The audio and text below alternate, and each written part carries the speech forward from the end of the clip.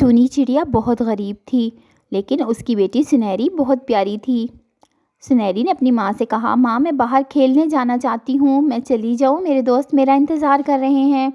اس کی ماں نے کہا، ہاں بیٹی چلی جاؤ، لیکن میں نے جو تمہیں سکھایا ہے اس کو ہمیشہ یاد رکھنا، ہمیشہ ایمانداری سے رہنا، کبھی کسی کی چیز مت چرانا اور کسی کی چیز زبردستی بھی مت لینا، اور جاؤ اور زیادہ دور مت جانا، کیونکہ جب تم دور جاتی ہو تمہارے گم ہونے کا خطرہ ہوتا ہے، کیونکہ ہمیشہ شکاری اور ہمارے دشمن ہماری طاق میں رہتے ہیں۔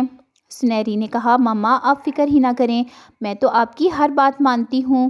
پھر اس کی ماں اپنے کام پر چلی گئی اور چڑیا کو یہ کہا کہ سنہری ناشتہ کر کے کھیلنے چلی جائے گی۔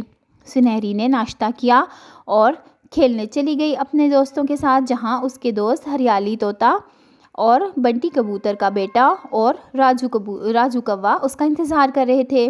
پہلے وہ کچھ دیر جھولوں پر بیٹھے، باری باری سب نے جھولے لیے، کیونکہ جھولوں پر لڑائی ہوتی تھی، اس لیے سنہری نے کہا کہ پہلے ہم باری باری جھولے لیں گے، اس کے بعد ہم کچھ کھانے کے لیے جائیں گے۔ پھر جیسے ہی وہ واپس اپنے گھروں کو آ رہے تھے، اچانک سنہری کو ایک درخت میں ایک والیٹ ملا۔ اس نے کہا، ارے رکو رکو، یہ دیکھو، یہ کسی کا والیٹ ہے، اس میں تو پیسے بھی ہیں۔ راجو نے کہا، مزہ آ گیا، اب تو ہم چیزیں کھائیں گے، چلو اٹھاؤ اور آئس کریم کھاتے ہیں۔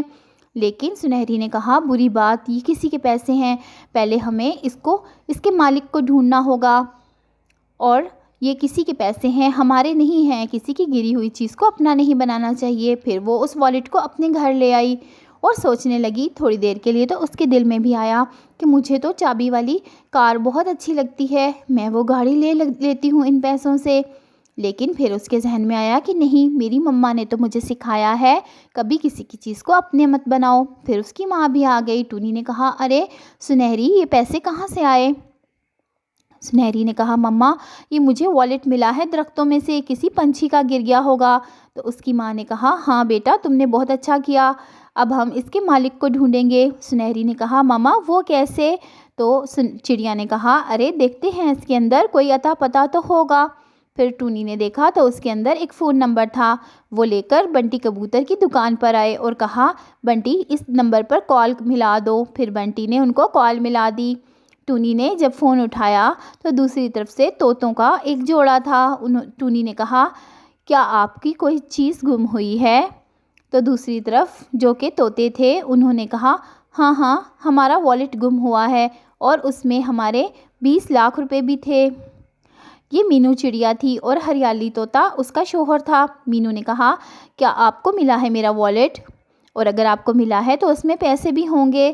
تو ٹونی نے کہا، ہاں ہاں کل آ کر ایک پیڑ کے پاس وہ والیٹ لے لینا، اس میں آپ کے سب چیزیں موجود ہیں، اور میں آپ کا انتظار کروں گی، صبح 10 بجے آم کے پیڑ کے پاس آ جانا۔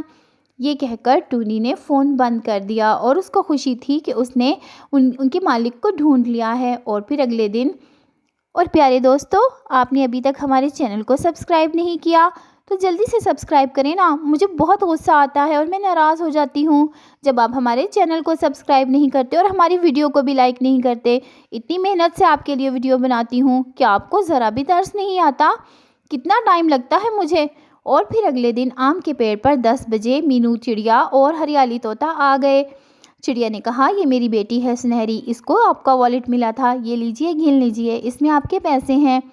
مینو نے وہ والیٹ لیا اور دیکھا اس میں سارے پیسے تھے۔ ہریالی طوطے نے کہا، آپ کی بیٹی تو بہت پیاری ہے اور بہت ایماندار ہے۔ بنٹی کبوتر بھی وہاں پر گزر رہا تھا، وہ بھی مسکراتا ہوا گزر گیا۔ پھر مینو نے کہا، یہ لو سنہری، میں آپ کے لیے گفٹ لے کر آئی ہوں، گھر جا کر کھولنا۔ سنہری دل میں بہت خوش ہو رہی تھی کہ اس کو گفٹ ملا ہے۔